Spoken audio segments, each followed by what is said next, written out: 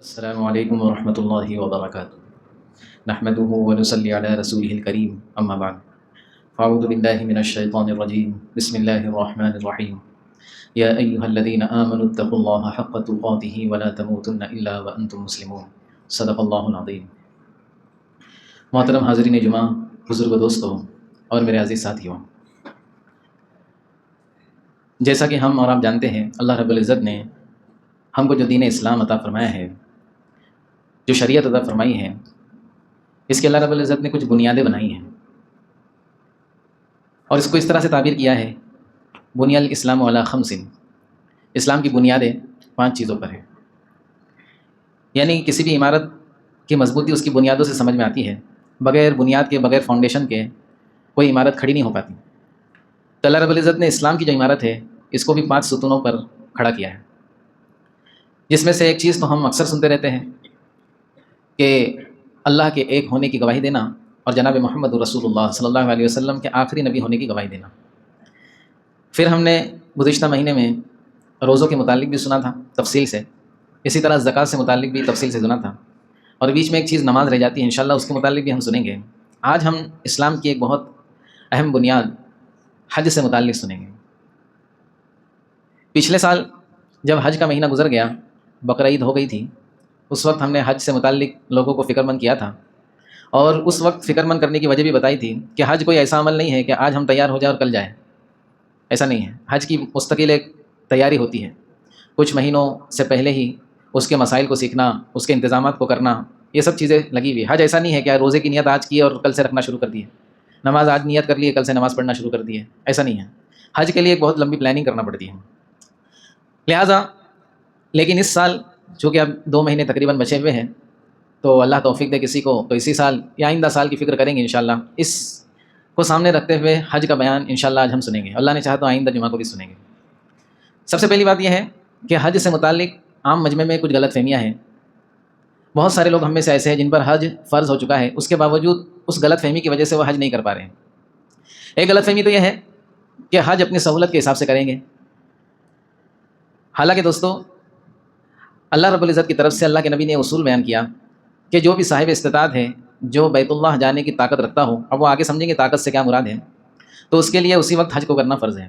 جب پہلا سال اس کا آ جائے فوراً اس کو اس وقت حج کرنا فرض ہے۔ ہم میں سے بعض لوگوں نے ذہن میں بات رکھی ہے کہ ہم جب بوڑھے ہو جائیں گے، ہماری عمر نکل جائیں گی، جب جا کے حج کریں گے، اور اس کے پیچھے لاجک یہ ہوتا ہے کہ ابھی مثال کے طور پہ جوانی میں حج کو چلے گئے، پھر واپس سے گناہ ہو گئے، پھر کیسا جائیں گے واپس۔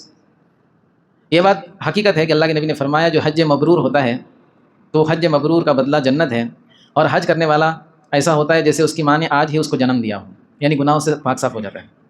لیکن اس کا مطلب یہ نہیں ہے کہ ہم حج میں تاخیر کریں اور یہ سوچیں کہ بوڑھے ہوئیں گے جب جا کے سب گناہ دھو کے آئیں گے، اس سے پہلے جتنے چاہے اتنے گناہ کرو، کیونکہ دوستو ہم بوڑھے ہوں گے ہماری گارنٹی نہیں ہے۔ ہم میں سے کتنے لوگ ایسے ہوں گے جو بچپن ہی میں جن کا انتقال ہو گیا ہوگا، ہمارے گھر میں ایسے کچھ لوگ ہوں گے، کچھ لوگ ایسے ہوں گے جن کی جوانی میں بھی انتقال ہو گیا ہوگا۔ بڑھاپا جو ہے موت کے لیے شرط نہیں ہے۔ حضرت سلیمان علیہ السلام اتنے جلیل القدر نبی ہے، اللہ نے ایسی حکومت دی تھی کہ ان کے بعد کسی کو ایسی حکومت نہیں دی۔ دنیا پر تو حکومت تھی ہی، لیکن ہواؤں پر بھی حکومت تھی۔ اس زمانے کے اندر جب ٹیکنالوجی کا کوئی سوچ بھی نہیں سکتا تھا، اس وقت ان کے پاس ایسا تخت تھا جو آسمان میں اڑتا تھا، ہواؤں کے ذریعے سے اللہ رب العزت نے ان کو پرندوں کی بولیاں اللہ نے ان کو سکھائی تھی، جناتوں پر اللہ نے ان کو کنٹرول دیا تھا۔ بیت المقدس کی تعمیر چل رہی تھی، ہم نے قرآن کی تفسیر میں سنا ہے، رمضان میں بیت المقدس کی تعمیر چل رہی تھی، حضرت سلیمان علیہ السلام انسان اور جناتوں کے ذریعے اس کی تعمیر کرا رہے تھے، اور حضرت سلیمان علیہ السلام کی موت کا وقت آ گیا۔ اور روایت کے اعتبار سے دوستو حضرت سلیمان علیہ السلام کی عمر کچھ زیادہ نہیں تھی، 50 کے آس پاس تھی۔ اللہ کے نبی ہے، ان کی نیکی میں تو کوئی شک ہی نہیں، کتنے نیک ہوں گے وہ، اللہ کے نبی ہے۔ انسانوں میں نبی جو ہوتے ہیں بہت اعلیٰ ہوتے ہیں۔ دوسری بات، کام بھی کتنا اچھا کر رہے ہیں۔ بیت المقدس جیسے ہمارے نزدیک مکۃ المکرمہ بیت اللہ کی تقدیس ہے، ہمارے دلوں میں اس کی محبت ہے، اسی طرح بیت المقدس کی بھی محبت ہے۔ اتنا مبارک کام اللہ رب العزت سے لے رہا ہے، لیکن موت کے فرشتے آ کے کہتے ہیں حضرت آپ کو چلنا ہے۔ میں بولے یہ کیا ہوگا پھر، یہ کیسے؟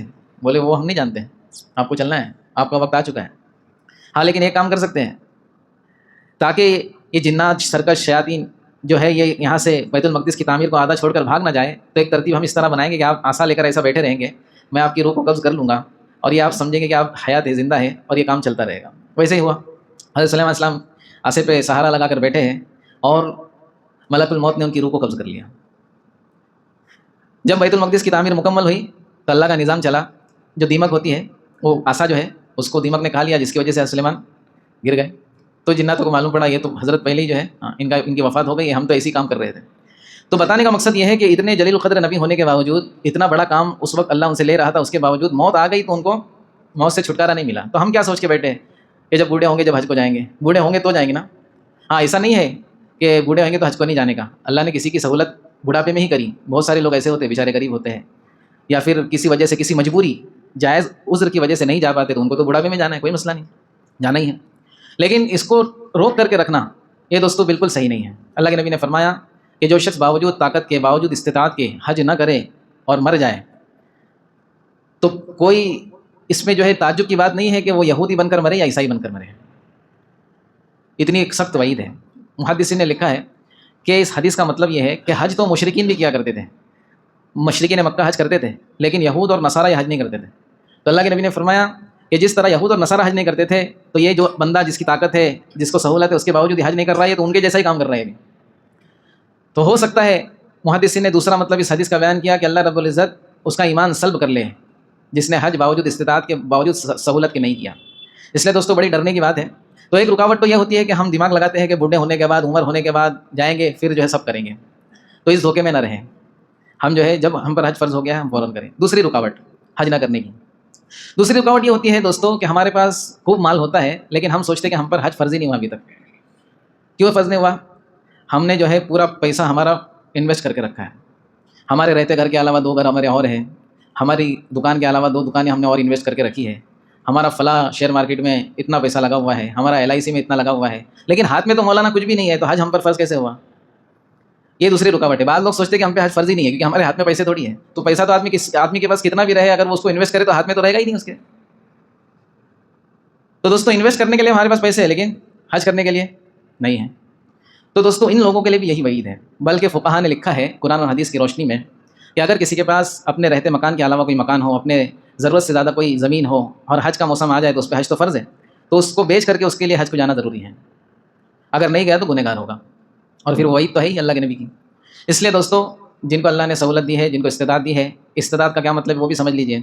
इस्तिताअत का मतलब ये है कि हमारे ऊपर ना किसी का कर्ज़ है, ना हमारे ऊपर किसी का हक़ है। हम जो है कर्ज़ और हक़ के एतबार से क्लियर है। दूसरी बात, हमारे बीवी बच्चों के लिए रहने के लिए घर है, उनकी तमाम रोज़ी रोटी का इंतज़ाम है, और उसके बावजूद हमारे पास 6-7 लाख रुपए हैं जिससे हम हज कर सकते हैं। ना किसी का हक़ है, ना किसी का कर्ज़ है, हमारी तमाम ज़रूरियात ज़िंदगी जगह पर मौजूद है, और हमारे पास उसके अलावा इतना पैसा है कि हम हज कर सकते हैं। तो ये हो गई इस्तिताअत, ये हो गई इस्तिताअत। अब हमारे ऊपर लाजिम है कि हम पहली फ़ुर्सत में क्या करने वाले बन जाएँ? हज करने वाले बन जाएँ। इसके अंदर टाल मटोल ना करें दोस्त।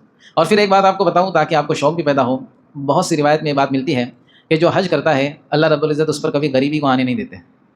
अल्लाह रब्बुल इज़्ज़त उसको गनी कर देते, मालदार बना देते हैं। लेकिन हमको इसके लिए नहीं करना है, एक फ़जीलत है उसकी, वो सामने रही तो चल जाएगा, लेकिन सिर्फ इसीलिए कि मालदार बन जाऊँगा हज करके नहीं। हज इसलिए करना है कि अल्लाह का मेरे ऊपर हक़ है, अल्लाह ने मुझ पर फ़र्ज़ किया है। अच्छा, जो लोग अभी हम में से बहुत सारे लोग होंगे जिसकी इस्तिताअत नहीं होंगी हज की, तो फिर वो इस बयान को सुनने के बाद क्या करें? बोले हमारे तो काम की बात नहीं आई इसके अंदर, ये तो सिर्फ मालदारों की बात है। तो उनके काम की बात बताता चलूँ, जिनकी फ़िलहाल इस्तिताअत नहीं है उनके ज़िम्मे भी कुछ चीज़ें हैं, उनके लिए भी हज इंशाअल्लाह आसान हो जाएगा। उनको क्या करना है? उनको यह करना है, चाहे वो जॉब करते हो, चाहे वो कारोबार करते हो, चाहे बिज़नेस करते हो, जो भी कुछ करते हो, वो रोज़ाना के एतबार से या हफ़्ते के एतबार से या महीने के एतबार से कुछ ना कुछ पैसे, जैसे दूसरी चीज़ों की हम प्लानिंग करते हैं, पैसा कुछ ना कुछ साइड में रखते हैं, तो हज की नीयत से भी एक गल्ला बनाया।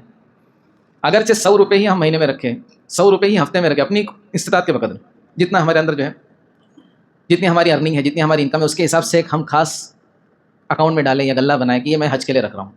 ऐसे आपको कई कारगुजारियाँ सुनाऊँ दोस्तों, एक तो मेरे इल्म की है और एक सुनी भी है। पहले भी मैंने बात सुनाई थी कि एक खातून जिसने हज का इरादा किया और वो टेलरिंग करती थी, क्या करती थी? कपड़े सिलती थी।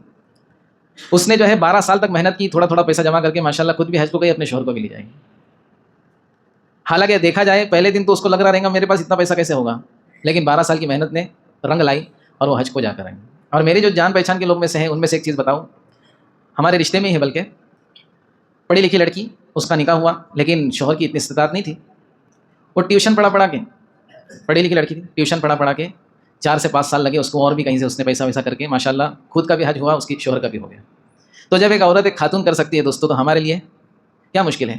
مشکل اس کے لیے ہے جس نے ارادہ ہی نہیں کیا، اور جس نے ارادہ کر لیا دوستو، اگرچہ غریب ہے وہ، ہو سکتا ہے اس کے کبھی کبھار کھانے کے بھی مسئلے ہو جاتے ہوں، لیکن اللہ اس کو بھی حج کرائیں گے انشاءاللہ۔ ارادہ کرے، جن کی استطاعت نہیں ہے وہ ایک ارادہ کرے، عزم مصمم کرے اور اس کو جمع کرنے کی فکر کرے، اللہ اس میں برکت دے گا۔ ایک ہوتا ہے دوستو دنیاوی اعتبار سے دکھنے والی چیز، یہ برکت جو ہے نا دکھنے والی چیز نہیں اور سمجھ میں آنے والی چیز نہیں ہے۔ ایک مثال دو آپ کو، جو کتیا ہوتی ہے، جو کتا ہوتا ہے اس کو ایک ساتھ 8-9 بچے ہوتے ہیں، بہت سارے بچے ہوتے ہیں اس کو، اور بکرا جو بکری کی ذات ہے، بکری کو 1 2 یا 3 زیادہ بچے ہوتے ہیں۔ لیکن ہم دیکھیں بقرعید کے موقع پر اتنے سارے بکرے کہاں سے آ جاتے ہیں، اور بقرعید چھوڑیے روزانہ اتنے سارے بکرے کہاں سے کٹتے ہیں؟ اس کی وجہ یہ ہے کہ اللہ کے نام پہ ذبح ہوتے، اللہ نے اس میں برکت رکھ دی ہے۔ اور دوسرے جانور آپ لیں گے جو حلال نہیں ہے، ان کے بہت تعداد میں بچے ہوتے ہیں لیکن نظر نہیں آتے ہو، آپ کو کم نظر آتے ہیں۔ تو برکت ایسی چیز ہے دوستو، آپ نے نیت اور ارادہ اللہ کی نسبت پہ کیا ہے تو اللہ رب العزت اس میں آپ کو برکت دیں گے۔ آپ کا جو کام ہزاروں میں نہیں ہوگا وہ 100 میں ہو جائے گا آپ کا کام۔ تو اس پہ فکر کریں، ارادہ کریں انشاءاللہ۔ اچھا، جن لوگوں کو استطاعت حاصل ہے لیکن تھوڑا 19-20 ان کا ہوتا ہے تو وہ اپنی ترتیب بنائے، حج ہاؤس سے جو ہے حج کمیٹی سے جائے، اور جن کو اللہ نے زیادہ سہولت دی ہے وہ اپنے اعتبار سے کوئی ٹور وغیرہ سے جائے، لہٰذا نیت کر لیں انشاءاللہ کہ ہم حج کریں گے اس کی فکر۔ اللہ رب العزت ہم سب کو عمل کی توفیق دے۔